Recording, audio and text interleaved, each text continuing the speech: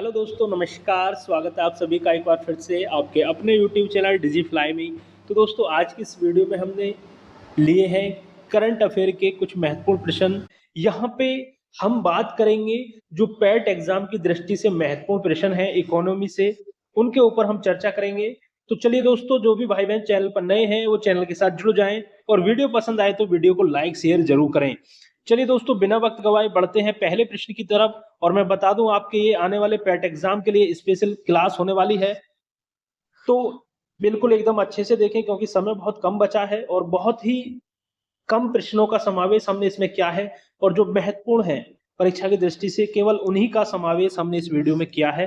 पहला देखते हैं आपके सामने प्रश्न क्या है कि अमेरिकी राष्ट्रपति डोनाल्ड ट्रंप ने 2 अप्रैल 2025 को भारत पर कितने प्रतिशत टैरिफ लगाने की घोषणा की। तो याद रखेंगे, कितने प्रतिशत टैरिफ लगाने की घोषणा की है? 26%। एग्जाम में बन सकता है प्रश्न, हाल ही में चर्चा में रहा है और ये बहुत ज्यादा इंपॉर्टेंट है क्योंकि भारत और अमेरिका के बीच जो भी वार्तालाप वगैरह होती हैं वो प्रश्न ज्यादातर एग्जाम में देखने को मिलते हैं। तो अमेरिकी राष्ट्रपति डोनाल्ड ट्रंप ने जो है भारत पर जो है कितने प्रतिशत? 26% टैरिफ लगाने की घोषणा की है, याद रखेंगे। चलिए आगे बढ़ते हैं।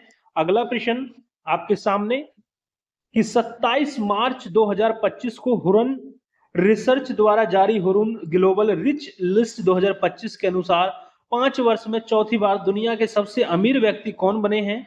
तो ये एलन मस्क बने हैं 5 वर्ष में चौथी बार। ठीक है, 420 मिलियन अमेरिकी डॉलर इनकी संपत्ति है एलन मस्क की, ध्यान रखेंगे। स्पेस एक्स के संस्थापक, ठीक है, स्पेस एक्स के संस्थापक एलन मस्क। ठीक है, ट्विटर भी एलन मस्क ने खरीद लिया है, जिसका नाम बदलकर एक्स रख दिया है। ठीक है, याद रखेंगे इस चीज को भी। चलिए आगे बढ़ते हैं। अगला प्रश्न है आपके सामने दोस्तों कि मार्च 2025 में एपिडा ने किस राज्य से सिंगापुर को एंथूरियम फूलों का पहला ऐतिहासिक निर्यात किया है? तो याद रखना, मिजोरम। ठीक है, मिजोरम राज्य से। ठीक है, याद रखेंगे, मार्च 2025 में एपिडा ने मिजोरम राज्य से सिंगापुर को एंथोरियम फूलों का पहला ऐतिहासिक निर्यात किया है। एंथोरियम फूलों का याद रखेंगे। सभी चीजों को अच्छे से दोस्तों ध्यान देना है, सभी चीजों पे जो मैं यहाँ पे मार्क कर रहा हूं उन पे आपको ध्यान देना है। चलिए अगला प्रश्न आपके सामने है और ये प्रश्न दोस्तों बहुत ही इंपॉर्टेंट होने वाला है आज के इस वीडियो का। ये प्रश्न आपको किसी न किसी एग्जाम में देखने को मिलेगा, हो सकता है पैट एग्जाम में ही आ जाए। चलिए क्या है प्रश्न? 5 मार्च 2025 को रिजर्व बैंक ऑफ इंडिया, जिसको आरबीआई बोलते हैं, के नए कार्यकारी निदेशक के रूप में किसे नियुक्त किया गया है?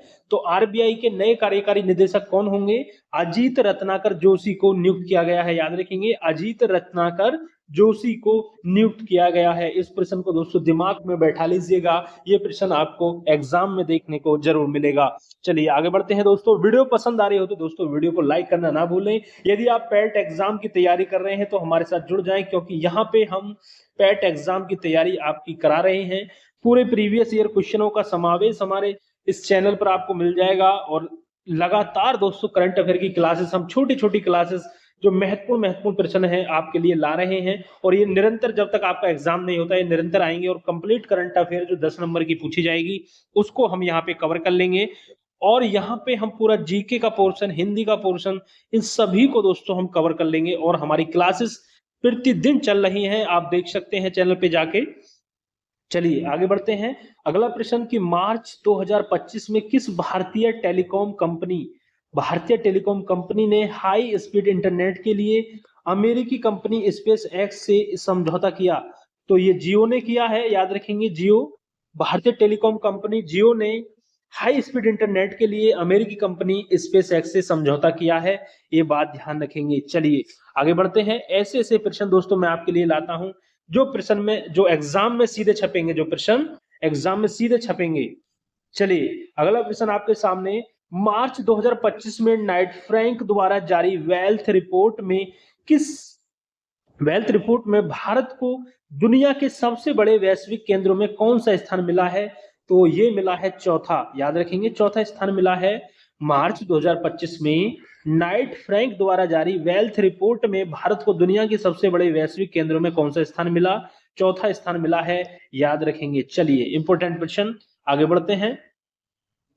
अगला प्रश्न आपके सामने है कि फरवरी 2025 में आई स्टैनफोर्ड विश्वविद्यालय की एक रिपोर्ट के अनुसार भारत में कोयला आधारित बिजली संयंत्रों के कारण चावल और गेहूं के उत्पादन में कितने प्रतिशत तक का नुकसान हो रहा है। ये पूछा है, तो लगभग 10% तक का नुकसान हो रहा है। किसके द्वारा? भारत में कोयला आधारित जो बिजली संयंत्र हैं, चावल और गेहूं के उत्पादन में 10% तक का नुकसान हो रहा है। ये ध्यान रखेंगे। ये रिपोर्ट है स्टैनफोर्ड विश्वविद्यालय की। ठीक है, चलिए आगे बढ़ते हैं। अगला प्रश्न आपके सामने है कि 6 फरवरी 2025 को फूड टेक कंपनी जोमेटो ने अपना कॉर्पोरेट नाम परिवर्तित कर क्या रखने की घोषणा की है। तो क्या रखने की घोषणा की है? Eternal limited. याद रखना है इसको। ठीक है, जोमेटो ने अभी घोषणा की है कि अपना कॉर्पोरेट नाम बदलकर इटर्नल लिमिटेड रखने की घोषणा की है। चलिए आगे बढ़ते हैं। अगला प्रश्न आपके सामने है और प्रश्न क्या है इसको पढ़िएगा ध्यान से। बहुत अच्छा प्रश्न और बहुत ही उम्दा प्रश्न और परीक्षा में पूछे जाने वाला प्रश्न। ऐसे प्रश्न अक्सर परीक्षा में बनते हैं। चलिए देखिए क्या है कि भारतीय प्रतिभूति और विनिमय बोर्ड सेबी ने निवेशकों के निष्क्रिय या दावा न किए गए म्यूचुअल फंड फोलियो का पता लगाने के लिए फरवरी 2025 में किस नए डिजिटल प्लेटफॉर्म को लॉन्च किया। तो ये मित्रा को लॉन्च किया है। और मित्रा की फुल फॉर्म यदि आपसे पूछ ले एग्जाम में तो क्या है? Mutual fund and investment tech tracking and retrieval assistant. ये मित्रा की फुल फॉर्म है। तो वो डिजिटल प्लेटफॉर्म है मित्रा, जिससे पता लगाएगा सेबी जो निवेशकों के निष्क्रिय दावा न किए गए म्यूचुअल फंड फोलियो का पता लगाने के लिए डिजिटल प्लेटफॉर्म जो लॉन्च किया है उसका नाम है मित्रा। याद रखेंगे क्या नाम है? मित्रा। ठीक है, याद रखेंगे इस चीज को। चलिए आगे बढ़ते हैं।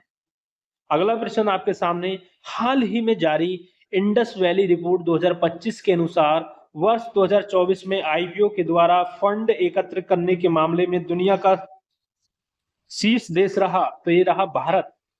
ठीक है, इसको याद कर लेना अच्छे से।